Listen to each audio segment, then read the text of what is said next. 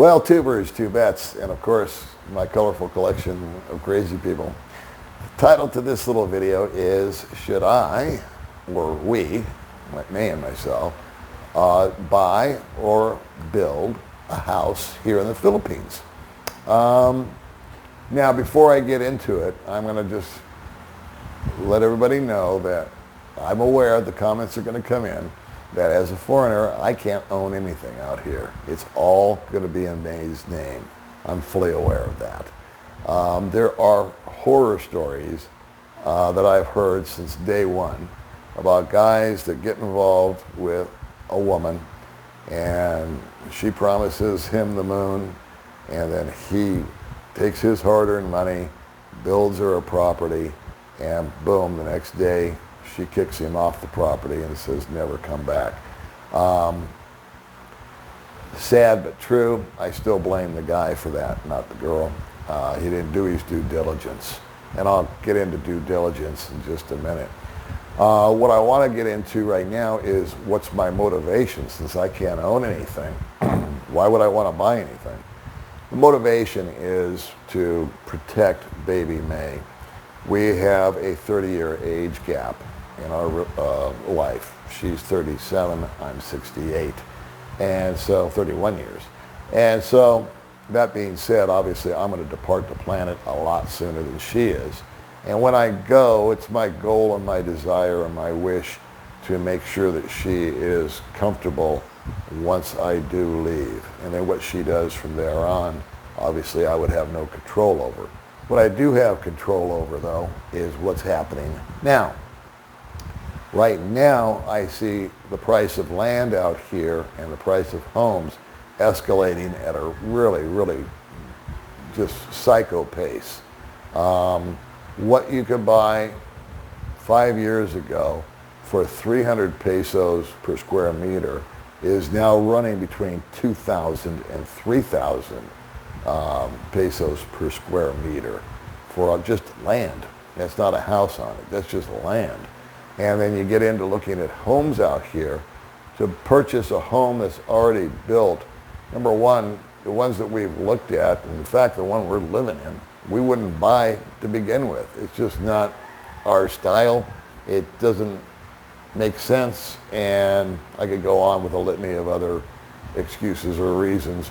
But after a long conversation with Mae, I said, you know what, I think the best thing for us to do, since I do want to ensure your financial future, is to just go out and buy a piece of land before the price gets too wackadoodle. Now, the good news is that if we travel out of Valencia and go to a little bit more remote part of our own island, Negros Oriental, the land prices do get more reasonable. They're down to about, well, 1,500, 1,200 per square meter. And they're not on the beach, they're actually up in the mountains or headed up the mountain, kind of like we are now. So there's cooler temperatures there. There's also decent views. The biggest challenge for us is, well, one of it's financial. We don't want to get in too deep or in over our heads. And the other one is the legalities of purchasing a place out here. It is, and I've got one of the worst horror stories that I'm going to share with you in a couple of minutes that I just heard the other day. That's super sad. But hey, who doesn't like a good train wreck? So anyway, back on I have my criteria. I want it to be off of a paved road. I want to make sure that the title is free and clear to the land, and I want to make sure that the land is in fact the land. How do I do that? Well, if Mae and I go out and we look here, we look there, and finally one day we settle on a place that looks up to spec as to what we want as far as the property itself, it's within our price range to purchase just the land, no improvements on it. First step is we're going to go to an attorney and have him do a title search for us to make sure that the person that put the for sale sign in the front yard actually owns the joint, because there's horror stories abounding of people that are selling land out here that they don't own or they only own an interest in. It's very complicated to try to explain, but the short version is that there can be an infinite number of names on a title.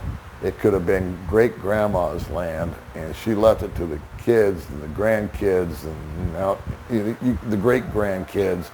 And so there's all these names on the title, and believe it or not, they all have to sign off on it. And what if one of them won't? Or what if 5 of them are dead and you got to produce a death certificate? We want to avoid all that. So the first step is the attorney. Talk to the attorney. They're not overpriced. It's not that expensive. He can check it for us and let us know, yeah, you're cool for school. You know, Bob and Betty own this place. Those are the only 2 signers. And we've met Bob and Betty. We've agreed on the price. We've said, okay, here's the cash. We sign the docs all at one place. We have the attorney there at all times as the mediator, and everybody signs at once. For me, as a foreigner, since I can't own any land, the only protection I would have, and it's really actually pretty good protection, is the day that all those documents are signed and the land is transferred from Bob and Betty over to Baby Mae, I would sign with Baby Mae a 25-year renewable lease on said land. And that way I have rights and privileges to the property also. Not that I think Baby Mae's ever going to kick me out, but you always want to have your ducks in a row. So, that being said, 5 years ago, this would never have even crossed my mind. 5 years ago, I was a different guy. And I was just single and bouncing around. And, you know, I won't use my old catchphrase. I'll use a new one. John Lennon once said that life is what happens while you're busy making other plans. And so what I thought I was going to do when I got here to the Philippines and what I ended up doing, opposite things. But I'm still just a happy camper. It's still a great life.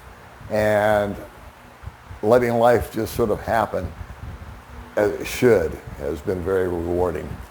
So that's just a little plug for my state of mind these days. So that being said, now we've got the property. Our thinking has been that, okay, we own it this year. We spent that much money, which is all we can afford. And then we just start saving again. And then in 6 months or in 1 year, whatever it might be, we do the grading on the property.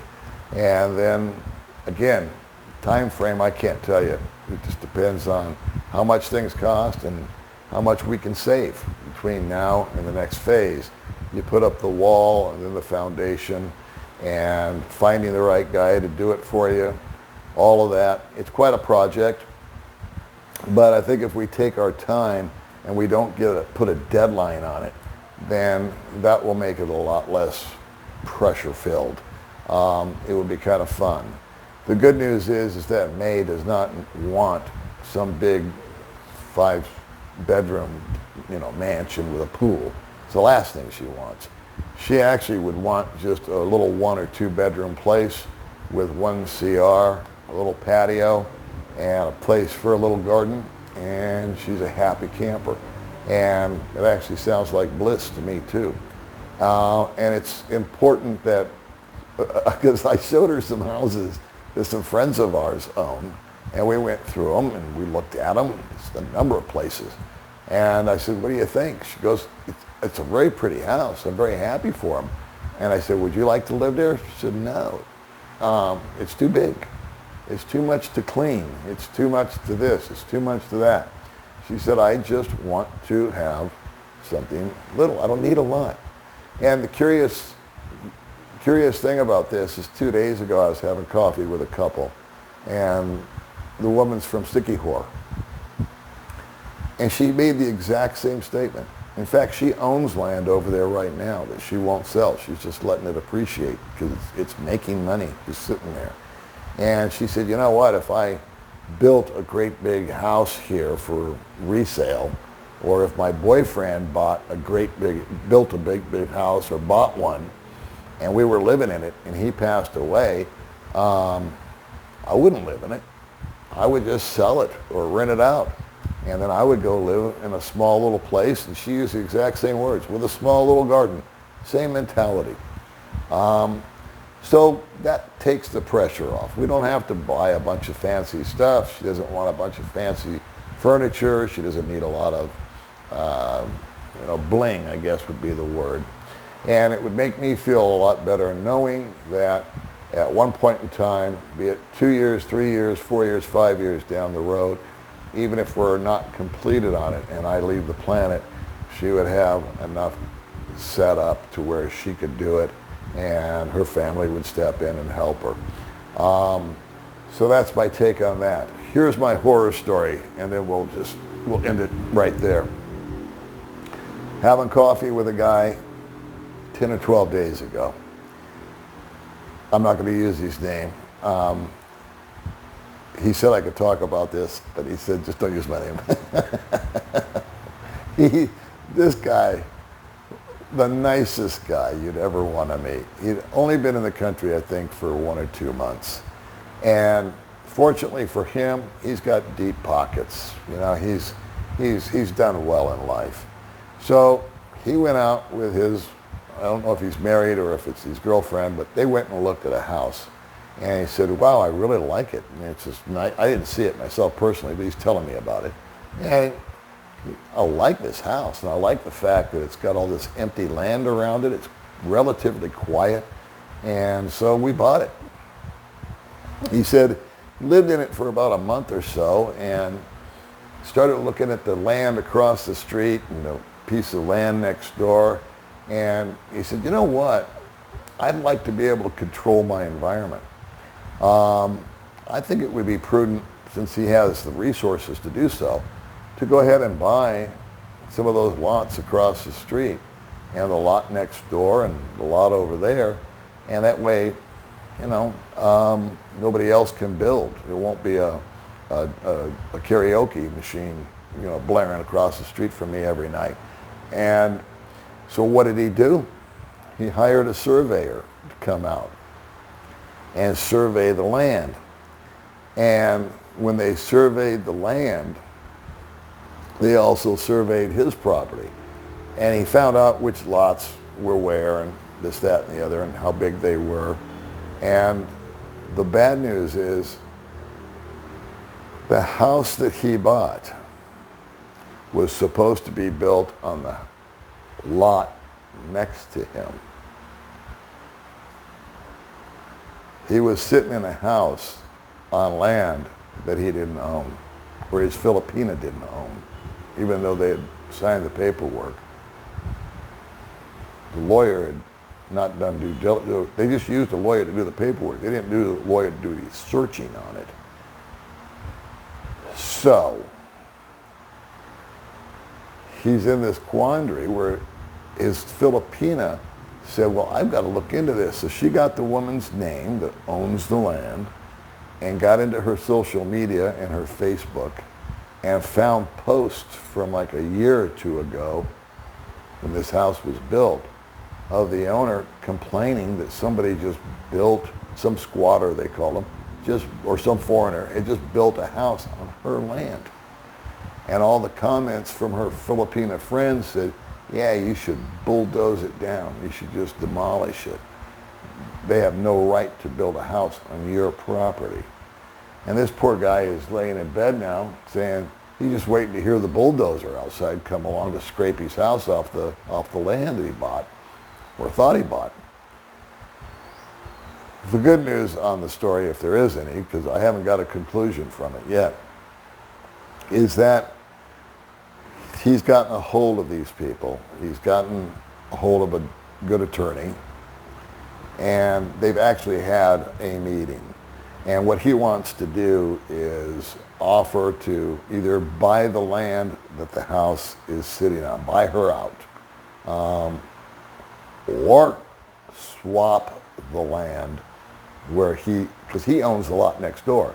He would give her that and maybe some money on top of it, and they could work it that way.